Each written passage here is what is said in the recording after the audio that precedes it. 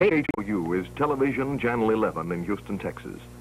77 employees work here, including a 5-man news staff, under the direction of Dan Rather, who, in addition to giving 2 newscasts a day, handles most of our special events programs as well.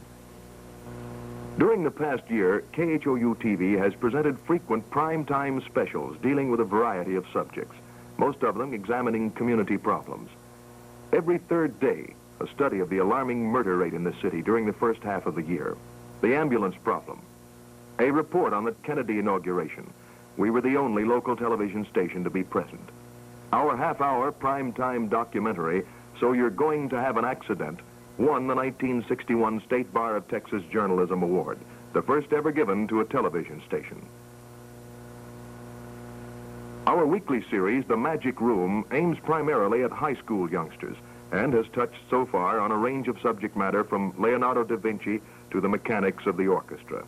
The Houston School Board sponsors study guides for the program. We distribute several thousand to city schools each week. 50 miles south of Houston is the island city of Galveston. It was here and southward along the Texas Gulf Coast to the small town of Port O'Connor that KHOU received its sternest test this year, and we're extremely proud of the result.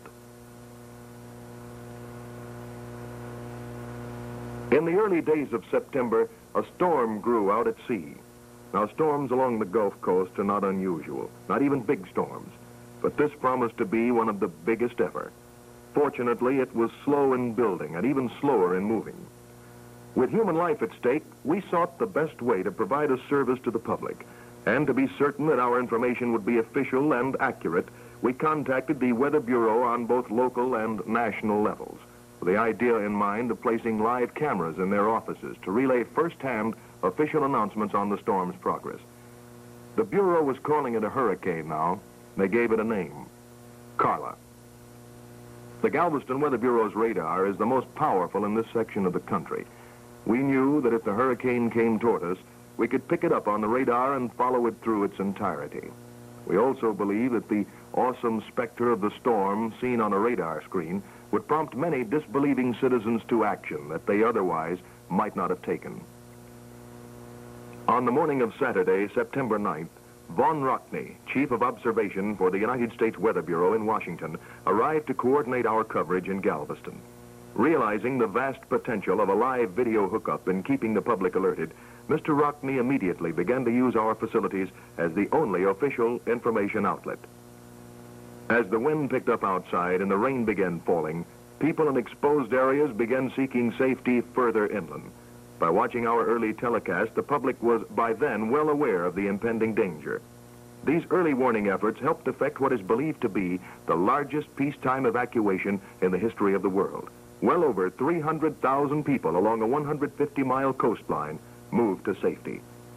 What follows now is a kinescope recording taken from our Weather Bureau telecast over a period of some 40 hours at the height of Hurricane Carla. Here is Dan Rather speaking directly from Galveston. If evacuation of all islands and low coastal areas along the Louisiana and the upper and central Texas coast has not been completed, evacuation should be hastened before it is too late. Every precautionary measure should be taken now to protect life and property against dangerous winds and tides. As of the moment, Hurricane Carla is centered near latitude 26.0 north and 92.9 west. That's 255 miles southeast of Galveston, Texas, and keep in mind that that's where the center of the hurricane is located. This is a hurricane that's very wide across, running roughly some 400 miles completely across it. But the center is now located 255 statute miles southeast of Galveston. Highest winds are still estimated at 135 miles per hour near the center of the hurricane. And hurricane-force winds, that's winds of 73 miles per hour or better, extend outward 100 miles to the north and 50 miles to the south of the hurricane's center.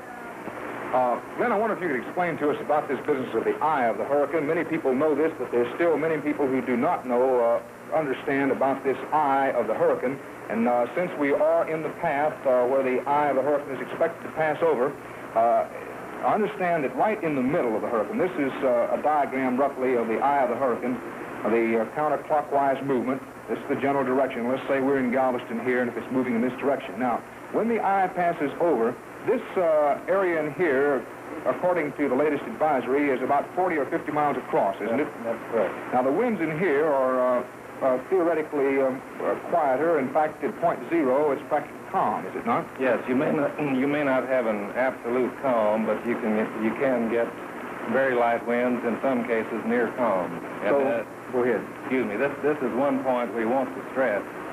We want to stress that people should not assume that the storm is over. You might even get a break in the clouds and possibly even see a little sunshine for a few minutes. This is after the first hard rain and hard wind of the center of the eye of the hurricane passing your way. Then you may even get a break in the clouds, sunshine, some calm. Or at sunshine if daytime. If the center would go in at night, which is possible, of course, you could see stars. All right, now, it could be that this calm area would last in a storm this big, and with the eye this big, and as slow as this storm is moving, a couple of hours even.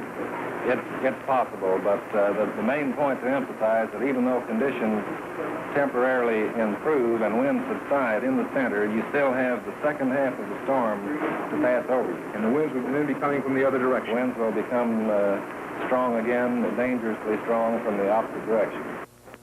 Thank you very much, and of course we'll be calling on you and the others more and more as the day goes along and this thing moves closer. Mr. Watney, can we move into the radar room now? There is the eye of the hurricane right there. You can see it very clearly on the radar. A beautiful picture from our radar area in there now. No, if you're available, fine, but we don't need it. All right, fine. Mr. Rockney is going to be in with us in just a few moments to explain the situation on the eye. There's the hurricane eye right there as the radar makes a sweep over it. Now we're taking the map off, and again you can see what the radar has. Now some of that cloudy area, what appears to be cloudy area right around where the radar sweep is originating from, is part of a ground flutter, what they call. But that out in the Gulf is the real McCoy, a lot of rain, a lot of wind out there, heading in the direction of Aransas Pass and Galveston, that general area of the coast through there. Mr. Rockney, any change in condition? No. You're seeing there now the live radar screen. The sweep is going around and around. I guess you've already told them, Dan, that round ring there to the southeast of us is the eye of the hurricane. We're having squalls on and off here in Galveston, a spell of no showers, then heavy showers, and so on, as we've been talking about before. And when that heavy band to the south of the station reaches Galveston in about 2 or 3 hours, then there will be torrential rain, steady, heavy rain. But the storm is advancing in this direction pretty much as had been expected. Most of the schools and courthouses on high ground in the coastal areas, on the island areas, for example, here in Galveston and in Texas City, most of the schools or courthouses in the higher ground areas are open. The best idea is to check with your local civil defense or Red Cross unit to see what schools are open. We at Channel 11 are carrying the names of as many schools and neighborhoods that have shelter center opens as possible. We do have one bit of advice for you. If you decide to leave your home and you don't feel safe where you are, you want to move into a shelter area, we are advised you to bring along your own bedding. Military bedding has been supplied whenever and wherever possible, but we're told that the military bedding is running rather low and is completely out in some sections. So if you're going to the local schoolhouse or the courthouse, you don't feel safe around your house, take along your own bedding. You'll probably need it there. The reason we have brought our live remote cameras down here to telecast direct from the United States Weather Bureau in Galveston is the fact that the Weather Bureau here has the radar, that 250-mile range radar, is probing out in the Gulf, and that the Galveston station is a key station in helping compile the forecasts. Mr. Rockney, how are things over in the radar room? Just a minute, and I'll have the fellow stand away from the radar screen and we'll take a look. All right, well, don't interrupt anything they're doing there now. If Mr. Rockney is going into the radar room, now there's the shot of our cameras on the radar. And the radar sweep going down now, and right there is the hurricane eye. Yes, that's correct. The eye of the hurricane is, of course, very clearly on the screen now. It's that black hole in the center of the white donut-shaped radar echoes from the rain associated with the Hurricane Carla. The eye is almost due south of Galveston now, just a little bit west of south, and about 140 statute miles away. Now, as you pointed out before, radar is not a predicting or forecasting device other than it is an observing device. That's right. Now, I observe that this eye of the hurricane seems to have moved from the lower right-hand quadrant of our screen over the hours to now where it's in more or less mostly the lower left-hand quadrant of the screen. Yes, that's right. Of course, this is indicative now of the northwestward movement of the storm that the Weather Bureau has been predicting. If you have been following our broadcasts for these many hours, you will remember that we were talking originally about the eye being some 200 miles away, now, or even more than that. Now it is 140 miles away. We'll turn the proceedings back to Frank Wilson and our main studio. We'll be back with you around 5:50 with the next bulletin on Hurricane Carla. Dan Rather in Galveston, back now to Houston. What you have just seen are representative highlights of our telecast from Galveston, September 9th, 10th, and 11th, 1961. From there and from our Houston studios, we were on the air continuously for 36 hours with hurricane coverage. Our regular broadcast schedule concluded at 9:30 Saturday night, the 9th, and resumed late Tuesday morning, the 12th. Our transmitter in Alvin, Texas, was unattended for 15 hours after engineers evacuated the structure for reasons of safety. This coverage was conducted with a crew of 10 staff members in Houston and 7 in Galveston. At least 4 other Texas broadcast stations carried our audio signal, thus affecting an even wider range for the Bureau's announcements. Outside the Weather Bureau and our main studios, the storm was now at full force. 3 of our cameramen went into the wind and rain to record its fury on film. This is what they and the citizens of the Texas Gulf Coast saw.